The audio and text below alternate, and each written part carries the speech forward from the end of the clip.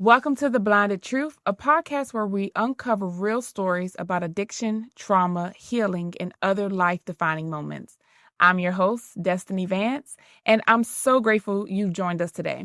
Today, I have an incredible guest by the name of Katie, who is the executive director of the Wellness Wagon, now called the Calm Clinic and Caravan, and also an acupuncturist. Katie, thank you so much for joining me today. I'm really excited to be here. I love the concept of this podcast. Yes, I'm excited too. Like when we were looking at scheduling and I had nobody so far for 30th, and you sent over, I want to say it was one of your events that you were coming up doing. And I was like, oh my gosh, let me see if she would love to do the podcast.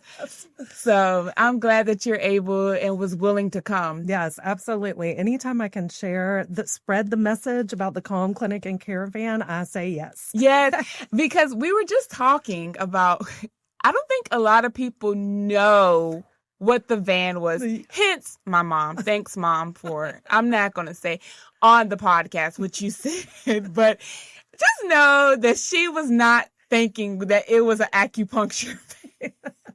And I was like, that is crazy. But the name at first, Queen Pen, was something that even I didn't even know. And I just, I didn't even know what it was. Yeah. And I think a lot of people don't know. Like I was reading through your story that you sent, and at first I love your why. Okay, the why behind the deep motivation behind the choice, and the fact that this was all birthed from losing a close friend, Adam, in 2013, right? Mm-hmm. And then you started offering $10 5-needle protocol acupuncture treatments in your waiting room. You didn't ask any questions, and if they couldn't pay, that was okay. Like that's service right there that a lot of people don't get. But when you're moving in your purpose, like in serving others, none of the other logistics matter, right? Yes. And then this 5-needle protocol was actually developed in the 1970s to combat heroin epidemic, which I don't think we talk about that. We talk about the heroin epidemic, but we don't talk about what methods were used, which is crazy to me. And then you asked a former coworker, Sue, who was a retired physician, to help you get your clinic started, and you named your first bus after her. I have a Sue in my life, and I love my Sue. Sues are great. Yeah, Sues are great. Listen, when we first started, sidebar, when me and her first started working, actually at Anderson Associates, I was like, I'm going to like you. And she was like, I'm going to like you too. So I love my Sue. Yeah. I love my Sue. And then in December 2021, the Wellness Rodeo, you started doing those events. And you would go to colleges, sheriff offices, car dealerships, city agencies, and you would offer this service all around to those agencies. And then in 2023, the Wellness Wagon became a 501c3. And in 2024, you sold to a private practice, which is now the Calm Clinic. Yes. Did I highlight everything? Yes. A little bit. It's a little bit. How we started under my private practice, which was Queen Pen, yes, which was, that was a private acupuncture practice, but, people had to pay cash to come to that. And so that's why I started using the 5-needle protocol and offering it for $10 or free, whatever, whoever needed it. And then I sold Queen Pen, which now is Appalachian. It's owned by Zach Hurt, and it's Appalachian Integrative Health. And because I really wanted to focus on the bus and on making acupuncture more accessible to everybody so that everybody can do it. And the model of a cash-based practice, the reason why people do that, acupuncturists do that, is because for many acupuncture practices, billing insurance is really difficult for them. It's very expensive to do it. And, it's just time consuming and all this. So they become cash based. But then if you're cash based, a lot of people cannot get acupuncture.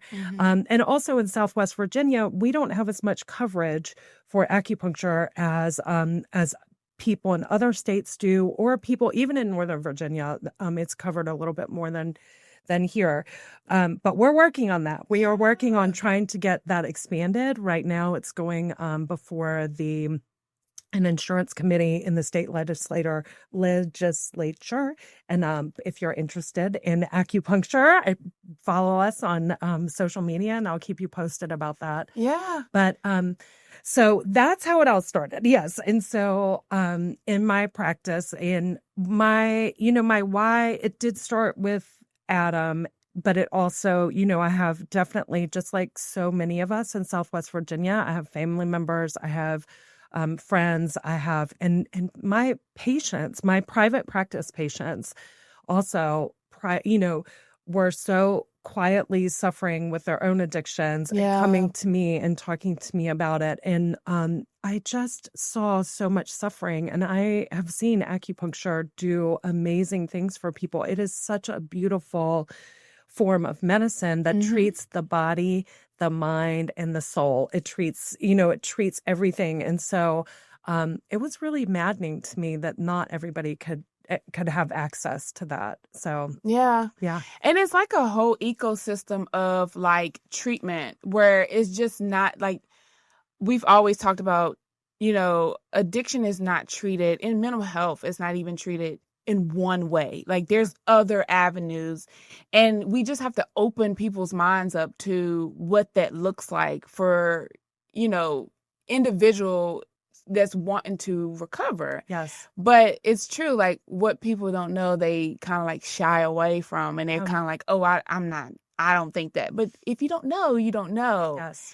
And we actually had a conversation about my own personal experience with acupuncture and how it, it just relaxed me. So it brightened like my eyes open to like, oh, when can I get this again? Because, I do suffer from mental health, and for me to be able to calm down and not have to take an anxiety med just from getting acupuncture, yeah, I'm down. Okay. Yes. So listen, and I love when you put it in the end where you was like, we believe in bringing holistic healing to the people who need it most, compassionately and consistently. And I think that's beautiful because you can just hear like, this is not a money-driven thing for you. You're all about the service and servicing the ones who are suffering. And that is what our city and our nation needs. It's not like, I'm a true believer that success comes by doing what you love. I was taught that at a very young age. My aunt taught me, like, you don't follow the money will follow you. Like, if you're doing what you love, it will come, like, you will be compensated. Yeah. And I truly believe that that's actually what you're doing. I want to go back to your why. And the first question I have for you is, what did discovering your why teach you about yourself, and how did it shape your vision for what healing could look like in your community? I actually did the Simon Sinek exercises of finding your why. Mm-hmm. And my why is actually about empowering other people. Mm. So I think that what happened when I felt so disempowered and I watched so many people feel disempowered, mm-hmm. it ignited this fire in me that I was like, I'm going to figure out how to do this. Mm-hmm. I'm going to figure out how to make this accessible for so many people. Mm-hmm. So, oh my gosh, I got so into my answer. Tell me the question. It's okay. And that's how I know what you do. What did discovering your why teach you about yourself? And how did it shape your vision for what healing could look like in your community? Okay, thanks. So first we'll do myself, and then we'll do my community. Yeah. So first in myself, I think that it did make a lot of sense for me, because I was like, oh my gosh, I was a teacher for 10 years. Oh, wow. Then, so, that again is like this empowering young people. Mm-hmm. And then, with acupuncture, I mean, person by person, what acupuncture does is uses the body's own system to heal the body. Mm. So it works with the body. There's no medicine on the needles. It is so cool. So in that way, it is super empowering for people to be like, oh my gosh, my body can do this on its own. It just needs a little direction, And so that empowering, when I discovered that for myself, I was like, oh my gosh, I have to be involved with this. And then going into the community, I want that. I do see especially the older I get. I was born and raised in Roanoke, and I've been very lucky that I've been able to travel and I've seen other places. But I'm a Southwest Virginia girl, Yes, and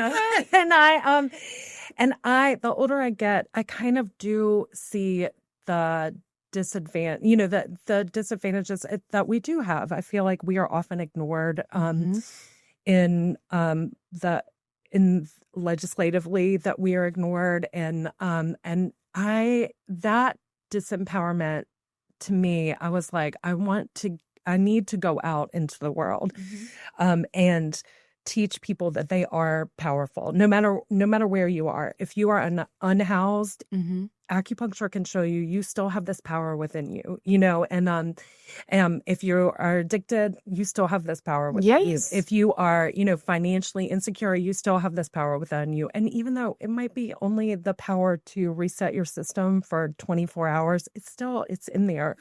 And so because I do think that, taking that to, this treatment was actually started in Revolution. I mean, it really was. It was, so I'm an acupuncturist. I went to school 4 years postgraduate to learn how to do acupuncture for the whole body. But this treatment is 5 points in each ear. It was started in the 70s to help people get off heroin, but it was started by the Young Lords, the Black Panthers, the Black Liberation Army.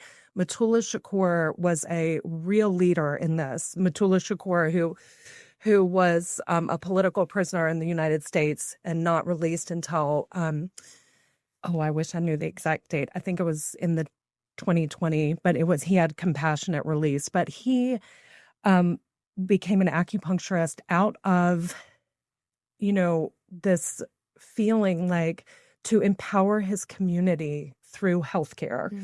And so what happened was members of these organizations came together because they saw how Black and brown people in the Bronx were suffering from heroin addiction and methadone, which I'm not anti-methadone, but just like they just felt like they were like something from the people needs to come in and lift people up. Yeah. So they took over a hospital, the Lincoln Detox, and created the Lincoln Detox Center. And in that time, they created this treatment, these 5 points, these 5 points that come together. They were helped by a physician named Dr. Michael Smith.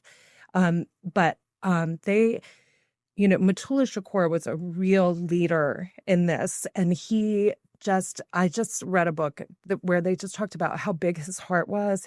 He did it for love. He did it love of his community, love of everyone. I mean, it wasn't just like a Black, brown, white. He was like, everyone should have access to this. And so what we are doing is trying to carry that message on with these 5 points, they've made it very simple so that you didn't have to go to acupuncture school to learn these points. In Virginia, we're very lucky. A couple of years ago, we had a bill passed where you could expand this not this treatment, but you could expand who could give this treatment. So now everybody can be trained. Yeah. If you are a part of an organization that is dealing with people who are struggling, you can do this. If you work in an office where you feel like people are very stressed and you want to be able to provide this, you can do this because it's just 5 points in each ear. And it's about love, but it's also about revolution. It's about giving the power back to the people. And I think that's so important, like giving someone back their power, because at some point, something or someone took that power away. Yep. And you have so many people that they feel hopeless. They feel powerless. And, as a peer, that's my mission, is like letting you know, like, no, you can advocate for yourself. And if you can't advocate for yourself, call me. Yes. I don't have a problem going to the doctors with you. I don't have a problem speaking up for you and showing you that it's a way to, conduct it and do it. So that gives you a little bit of power back, you know? And I think everybody needs just a little bit of that. You think of like moms or anyone who's been in domestic violence relationships. They're just trying what they can to get back that little bit of power. And if anytime it feels like they don't have that power, they, feel helpless, or they go back into that state. And like, who would have thought in the 1970s that's what they don't talk about. Yes. They talk about everything else. Yes. Yep. But that. Yes. I mean, this was a huge community rising up to saying we are taking back control of our healthcare in this sense. But also it was a lot about educating, citizen education on how people could make change, how people could, but first they needed some support. And so helping people get off heroin, but by members of their community. It's so much. I was talking to my husband about that, about how it's so much like the peer recovery services or 12-step groups where they, it's how churches also do. Like there's so many different successful community organizations where people of the community support people in the community. Yeah. And that's what we're trying to do with the 5-Needle Protocol, is that we are training people in the community to provide for people in the community. And I am lucky. I mean, I am a person who is very privileged. I'm a white upper middle class woman. And so what I feel my role is, I was able to do this. I was able to create this bus, but this bus is not mine. It is for everybody. Yeah. And when we train people, we have them come work off the bus with us. So that again, it's a community thing. Yeah. And what way, I think that's one way that they try to take away our power is education. Yeah. Because if what people don't know, how would they get better? Yes. If you don't educate them.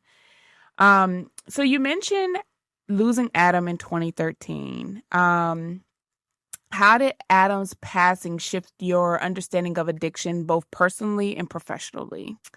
Well, I actually have, I am no stranger to addiction. And I had been around the 12 steps a long time, since I was a teenager.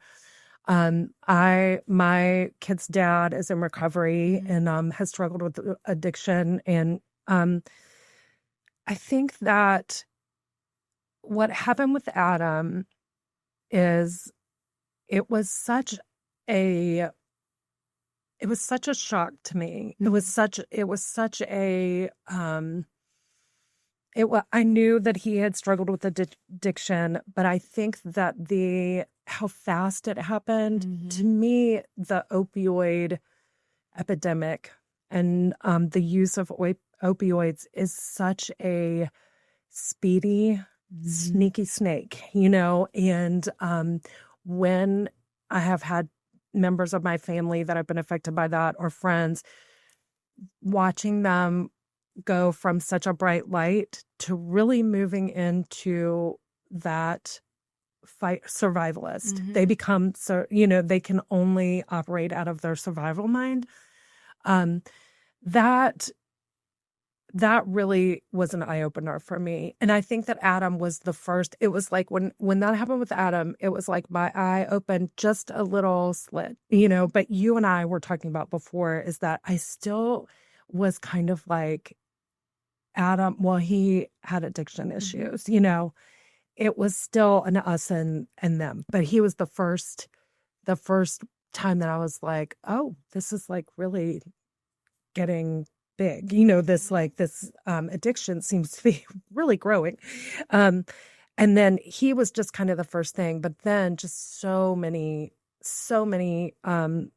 people, so many things that I learned, that I read, that I met, that I lived, all of that. And I was just like, oh my gosh, this is everyone, this is affecting everyone. And so I guess Adam was profound because he was the first eye opener, but he was not, it has taken me a long time to be like, oh my gosh, this is all of us. This is everywhere. This is a social issue. This is not a person issue. And I think what people don't understand is like once it hits close to home, because like I've always been around people who were suffering with addiction. Mhm. And then when my brother passed away, and he wasn't even like someone that was constantly using it. It was like a recreational thing, right? And so once it hit home, it was like a shock of not how did this happen to me? It was more of a shock of like, oh, this is really happening. Yeah. And it has no age criteria. Like no, like it's not defined to a certain culture, it's not defined to a certain age group, it's like everywhere. And then like once you see it, you can't unsee it, meaning you can start seeing in other people what other people are not seeing in that person. Yes. And you're like, I know what I'm talking about. Yes. Yeah. I know what I'm talking Yes. about. Yeah. And it's scary. Yes. It is scary. And I think also when you start or you stop blaming the issues, whatever issues they are, on the people and have to take that wider view of like what is happening in our society that is not only allowing this to happen, but driving this. And that I think is very scary too. And, we've all learned, excuse me, that, we are powerless over addiction. That's what we learn all the time. Yeah. But we are not powerless Nope. over what is happening in our communities. And I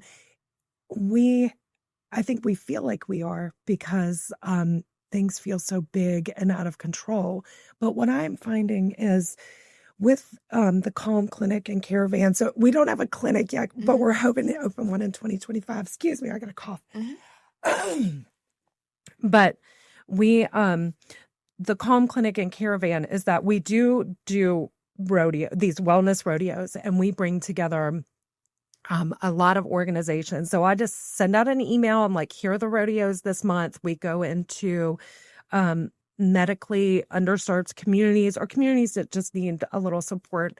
And so we go to Newcastle. We have a stop at Melrose Library, and we go to the Rescue Mission once a month. We're there the same time every month. We do free acupuncture. But while we're there, we have partners like Chip of Roanoke Valley and the United Way who have funded these stops, and the Chip sends us with tons of supplies and resources to give out. We can sign families up for CHIP, but also the health department might be there and they might be doing sexual health. We have resources for that. Or Aetna might be there teaching people how, just informing people how they can sign people up for Medicaid. So we try to have a lot of like resources at our rodeos at one time, because that was another thing. People are like exhausted, like just trying to get to all the resources. Yes. If you are working or you don't have transportation, I mean, it is exhausting. And that was another thing. I saw,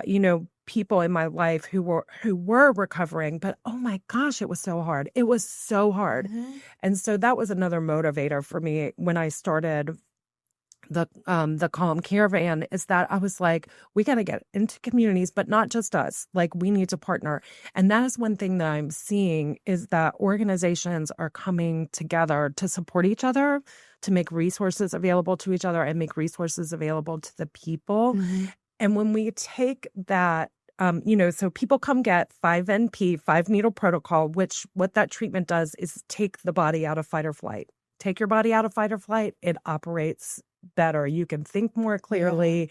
You can, a lot of times pain will go down. You don't have cravings for substances. So they come get a treatment from the Wellness Wagon, and then they're like, oh my gosh, but while I'm here, I can learn about signing up for Medicaid, and let me grab these condoms over here, and let me get these diapers over here, and let me sign up for CHIP. And, so they get all that taken care of.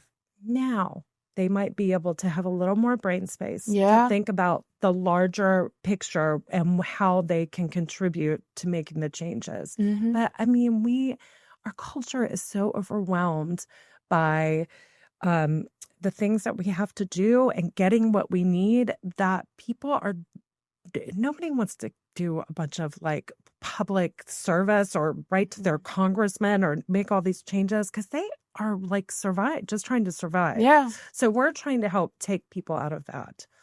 Yeah. I think the frustrating part about helping individuals is that sometimes we also live in a community that don't want to help them. Yes. And I can remember working with reentry, and I have called many employers because you're telling me you hire felonies, and then I have my convicted felon come apply, and then you tell my client that you cannot hire him because of what's on his record. And I'm like, make this make sense to me. Yes. Yeah. How are they supposed to thrive? So you want them to get out. Yeah. And you want them to get a job. I have probation telling my client they have to get a job. Yeah. But they can't get a job because you saying you hire individuals with felonies. But you want to set a criteria of what kind of felonies. Or you pick and choose who you want to hire. And I'm like, how are we supposed to have a community that thrives? Yeah. But you don't want to help them. Yeah. Or you set jobs out where the bus does not go, but you expect them to get there. Yeah. Oh, but you're hiring night shift. Yes. How is my client don't do well on night shift? Yes. I'm sorry. I have a client that is in recovery and night shift does not work well for him. Yes. I'm like, make this make sense to me. Yes. Yeah. It is maddening. And I think that for me, like what we are trying to do, and I'm sure it sounds like kind of Pollyanna-ish, so naive, but we believe that, through the 5-needle protocol, what we are doing through compassionate care, through treating people like human beings, through empowering them, through calming their nervous systems, all of these things, that it's kind of like we're preparing them just to fight another day. Yeah. You know what I mean? And because there is so much to battle against once you open your eyes in the morning, especially if you're suffering from substance use disorder, or if you do not have the resources you need to feed your family, or if you are working. I mean, who was I talking to the other day? They are like working 3 jobs, it is, so yes, so in the most simple way, and it sounds so silly, but we are making change through compassionate care, and just like letting people be human beings, bringing them back into their bodies to be a human being so they can go back out and deal with that, which on another day. I know. Which is so crazy. Yeah. So you actually, hit on one of my questions I was going to ask you of how, the 5-needle protocol is such a powerful tool. But how do you help skeptics understand the impact of the modality, especially in underserved, communities? Because when I think of acupuncture, massages, even though those are not the same, chiropractors, I'm thinking, oh, that's money. Yeah. And I'm like, I can't afford. I just went to my first massage ever, and I spent some money. Yeah. But how do you help other people understand, like, this is what we need to have in the underserved community? Yes, that's a great question.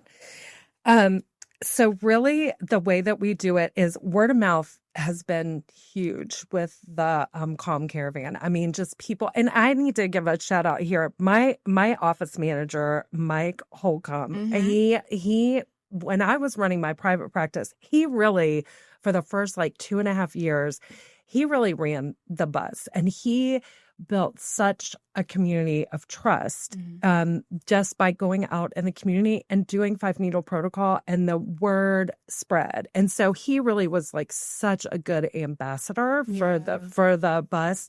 And when I sold my practice, he stayed on full time with Zach, who bought the practice. So it was a huge loss for the Calm Caravan, but he definitely left a great impression with the community. So Part of it is that we get skeptics all the time, but people are like, my friend told me to come do this. I do not believe in it, and so we make it available to everybody. But even if people don't want it, we're like, well, you can watch us give a treatment. You can ask us all these questions. It is the 5 needle protocol, but we also will say, if you just want 1 needle, because that's another part of the treatment, is teaching people to listen to their intuition, which we have really been taught to silence that internal voice. And so when you're working with people, is to say, okay, this is 5 points in each ear, but if you get to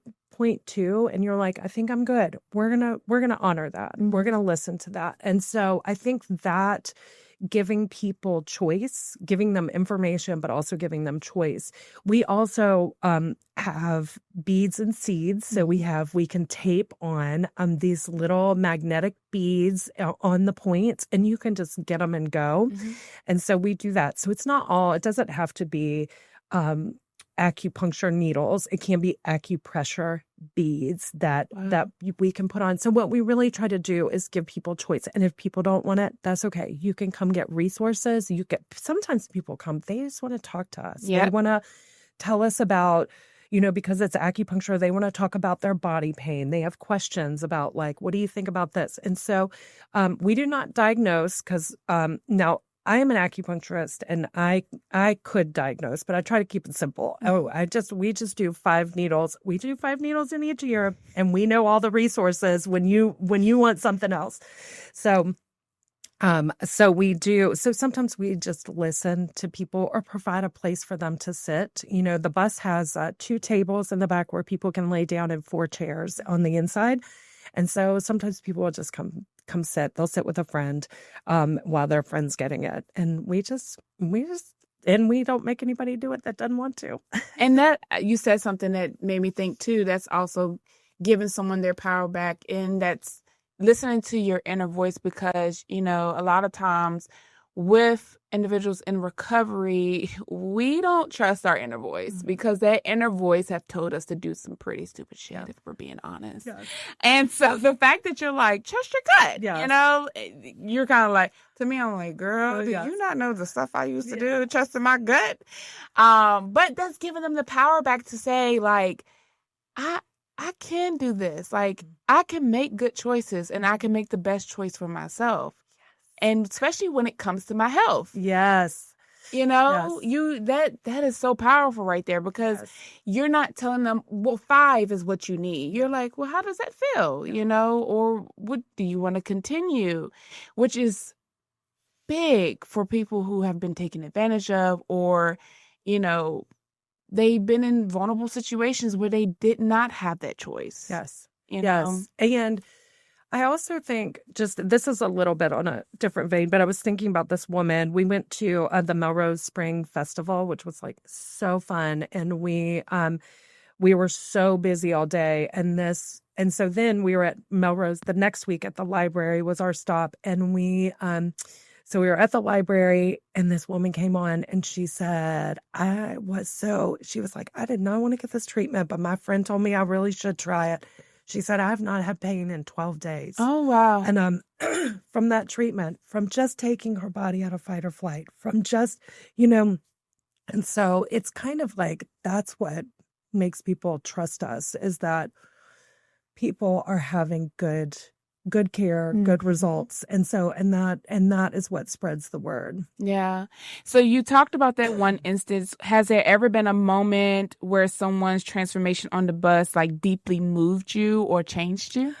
Oh, I mean, acupuncture is not, it's not a miracle. It's not magic. Right. It is a physiological, biological, lots of stuff is going on. It is backed by science, blah, blah, blah.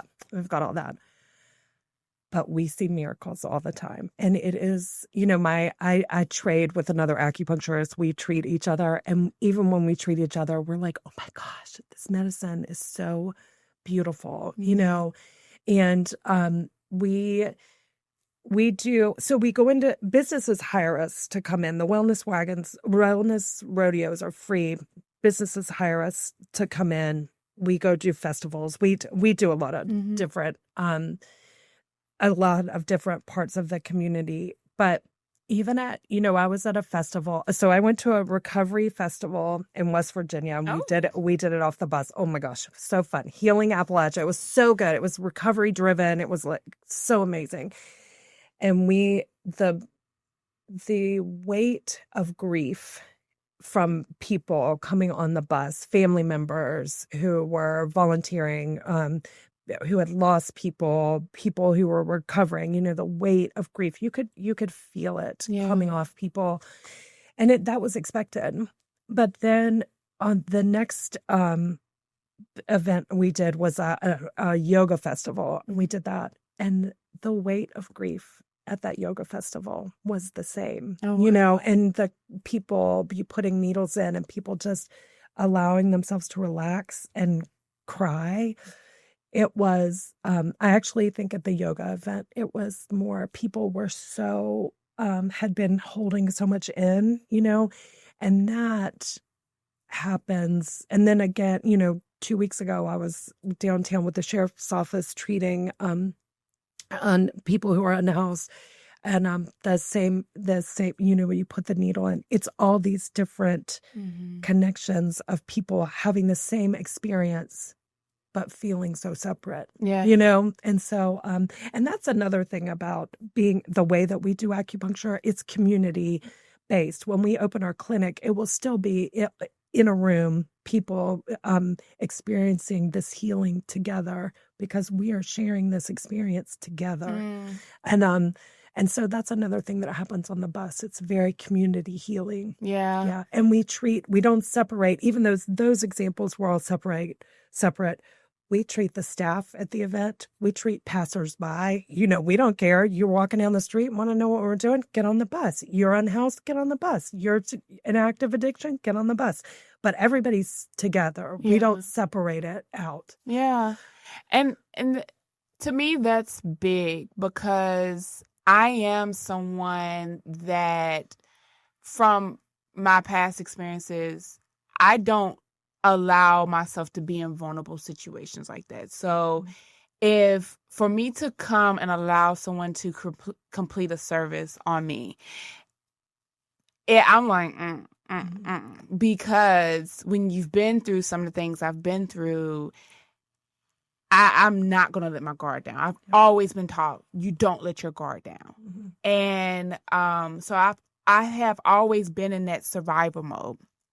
So for me to actually get on your van that time when we was talking about, and like I said, I was stressed, I was to the max, and allow someone to, one, touch me, and two, be in a setting where I'm not in control. That to me was healing, because that was a step for me. And I'm pretty sure if my counselor was listening, she'll be like, oh girl, yes, because I am not that person. Yeah. So the fact that you're creating a space like we do on The Blinded Truth for healing, for individuals that are like me, and you're like, come on, you don't want to get it done, just sit and be in the space, because sometimes people just want to be in the space. They're where they're loved and they feel like this is calm for me. I love it. I do. I love it too. I love it. I love being a part of it. And all of our staff are, the buzz phrase, trauma-informed care, but we are all trained in trauma-informed care. And we assume that everyone has had trauma. And so we try to support that with compassionate care and providing a safe space where they can come and just have a moment. So you all are going out and providing all of this. What are we still missing as a system when we talk about accessibility? Oh my gosh. We're going to have podcast number 2. Wow. I talked about the fact that insurance companies in Virginia A lot of them don't cover. Medicaid does not cover it. Medicare does not cover it. And so that's like a whole thing. So we do not have that. Acupuncture education to become an acupuncturist, actually, that isn't very accessible. It's pretty expensive. It is, and when you get out of school, if you are a super duper hustler, you can make pretty good money being an acupuncturist, but not a lot of acupuncturists don't make a lot of money. They really go into it because they love the medicine. So that part, I really wish that schools were more accessible, and I'm working on all this, y'all. But at schools, and that it was more insurance wise was more accessible. In Roanoke, what we are trying to do is open a community clinic that is pretty much like the bus, but it's a place where people can come, and that community clinic will be staffed by acupuncturists. And so I will be on the staff. We have another acupuncturist who is going to work with us, maybe two more. And so we would provide full acupuncture treatments in Roanoke. If you want to support the community acupuncture clinic, you can go to our webpage, and we're fundraising right now to get that started. Okay. That will be self-sustaining, within a year, because it's so popular. That will be a sliding scale fee. People can come in and pay $20 to $40 ish, and no questions asked. They just come pay and get a full acupuncture treatment. So that's what we can do. And then educate, just like educate people on acupuncture. And just when somebody says that's weird, or we don't want that here, or that's not important, is just remind them that it is important. Health is very important. It is. It's part of your wellness. Yes. I know. And we want to do preventative health care, not just sick care. We want to be able to, when we open our clinic, right now we do a lot of sick care because we're working with populations who are under cared for. Right now, that is so many of our populations, up to burnt out healthcare workers, but we would like to be able to be in a position where we do preventative care. Come get acupuncture before you get sick. So talking about prevention, which your story definitely sits at the heart of prevention. From your perspective, what does prevention mean beyond just Narcan or clean needles?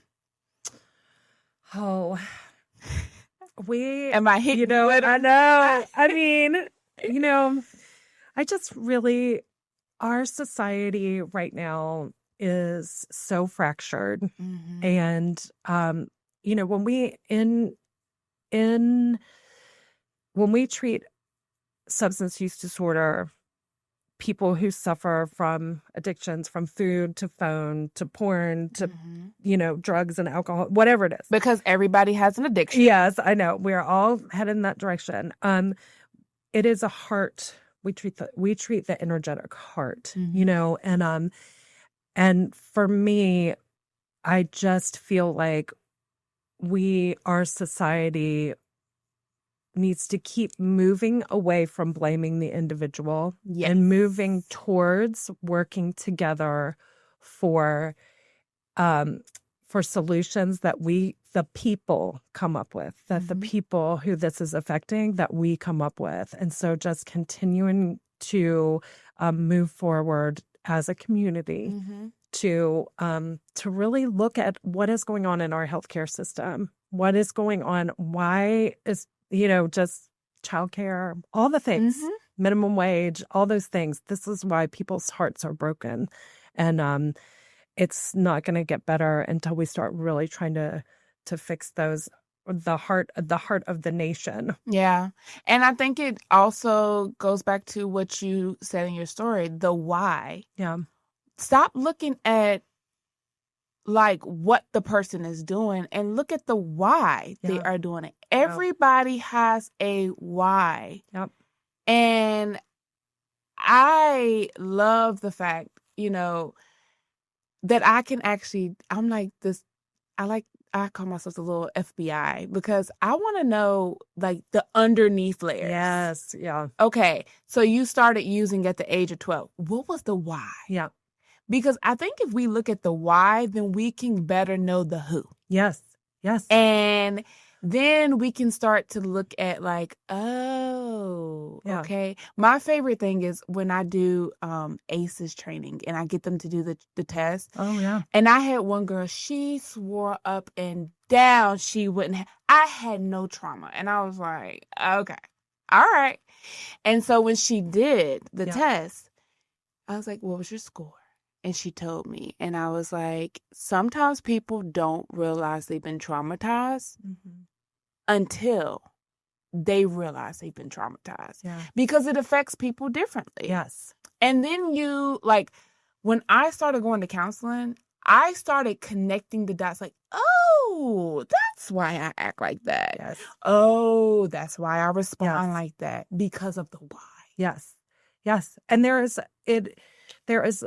not always, but so many times there is a larger societal issue. And we're not gonna, I mean, we are powerless over people. That is right.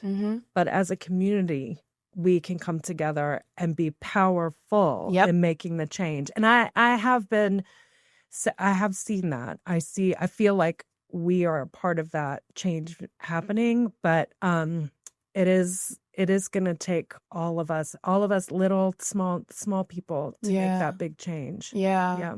So for someone that, you hold a lot of space for others, what do you do to sustain your own wellness? Oh, that's a great question. I get that question. They're like, you do all this stuff for other people. Destiny, how are you taking care of yourself? And I'm like, well, I might have brought a pair of shoes.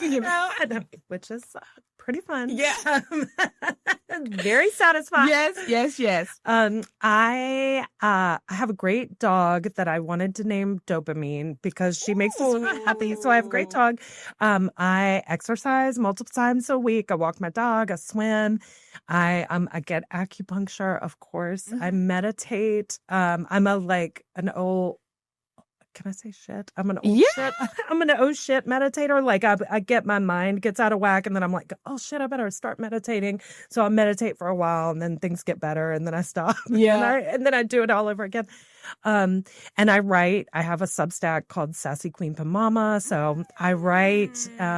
So I really do. I think after being in this position for so long, and actually my mom is pretty good. She is taught me, she's a person who serves, but also has taught me to take care of myself too. And that having a female role model like that has been really important to me. And I hope I have taught my daughter that and my son how to take care of themselves. Yeah. So those are and I have great friends. I have a wonderful husband. I have a really good life. And so it makes it easy for me to serve. Yeah.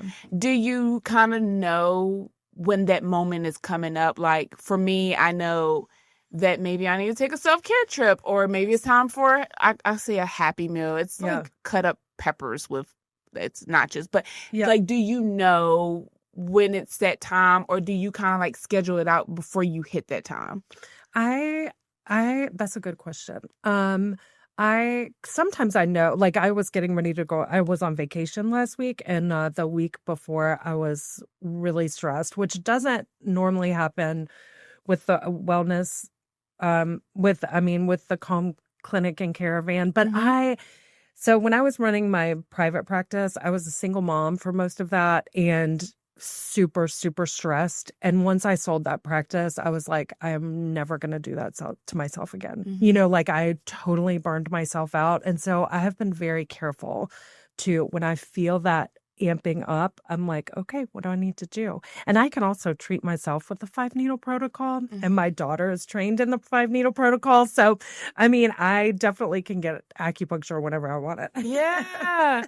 I think that's awesome. Like, I tell people, like, I have this kind of like this, and like this little small thing that I think God blessed me with. I have an illness that it's an invisible illness. And so that kind of like bumps me too. Like, girl, what are you doing? Because then my body starts doing this weird thing where it's like, hey, something is not right. You might want to take a nap. Yeah. Have you eaten today? And I have to so now I schedule my self-care days because I realize if I can schedule time for other people, I can schedule time for myself. Yes. Yes. And my mom is like, is that OCD? And I'm like, no, I have to do that. It's a must. Yes. Because if not, I won't do it. And then I'll get to that point where I'm sitting there and my kids are like, Mom has lost it. Yes. Oh my gosh. When my kids know that, that's what my daughter she's 18. She's like, oh, I remember grumpy mommy. That's what, but me too. I don't want to.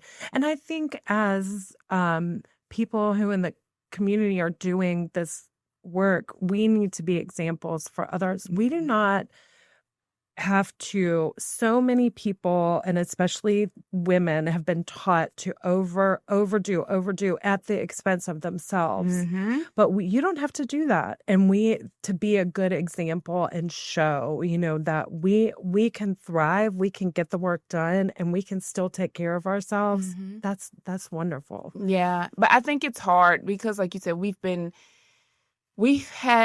conditioned to be the people that don't say no. Yes. And I think that we feel like when we start, I had to learn that with my kids, and I would feel so bad sometimes when I'm sitting in the car and I'm eating something I didn't get them. And they're like, so we're eating leftovers? And I'm like, yes, you're eating leftovers. But then I was like, you know what?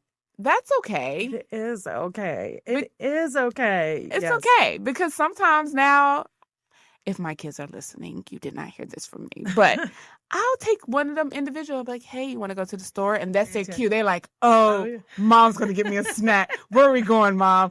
And they'll sit in the car, be like, now you got to eat that before you get in the house with your brother. And they're like scuffling it down. Yes. And then I'll take the other way. And then they'll come back a week later. Mom took me to Chick-fil-A. Oh, and my other one's like, Mom took me to Zaxby's. And I'm like, stop it. But we have to do that. We do have to do that. And I'm teaching them to do that. Yes, you are. And it is okay. Yes. I mean, to have boundaries, to put limits on things. I mean, that's the only way we're going to get all this. There's a lot of work to be done. And so that's the only way we're going to get it done is just by taking care of ourselves, putting out on some boundaries, but moving forward. Now, before you had said that we have to find a way to start giving back their power. Do you feel like that is at what's the youngest age do you think? Because to me, I think as soon as they hit elementary, you start teaching them about boundaries and, saying no. Yep. I can remember my mom, I think she touched my niece's shoulder or something. And my niece said, don't touch me like that. And my mom said, excuse me? And I said, she has that right. But, I was growing up, kids were they were seen, but not heard. Yes. And you did not talk back. You spoke to everybody. Mm-hmm. But now I think we're, as a society, are moving into with my kids, if my kids are not comfortable speaking to a certain adult because they get a certain vibe, I tell them that's okay. Yes, me too. So when would you say, how early would you say we should start teaching about maintaining that power?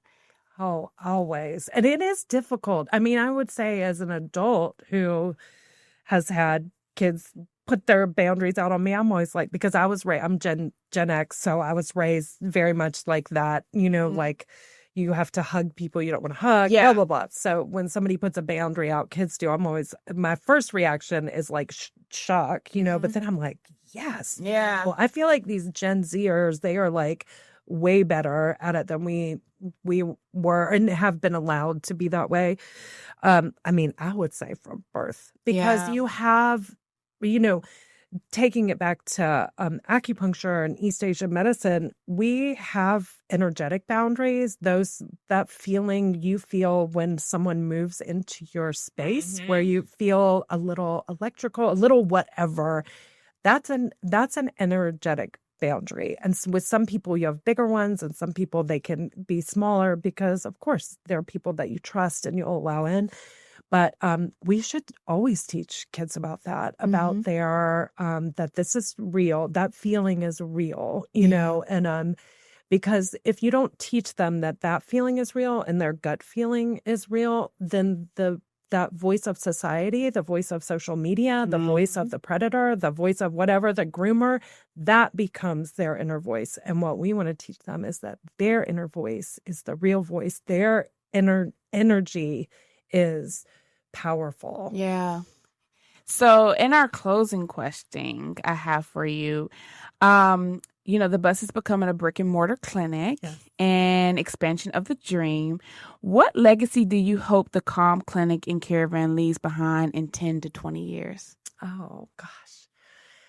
You know, I really want people in South West Virginia to feel empowered and not taken advantage of. And I really want for healthcare in the United States to be compassionate. So those are my big ones.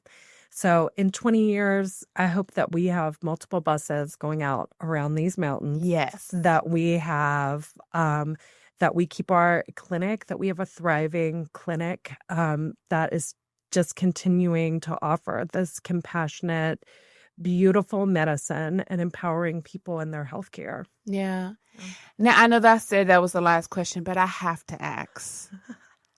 And I think this is what drew me to you when I first met you, the blue hair. Oh my gosh. Okay.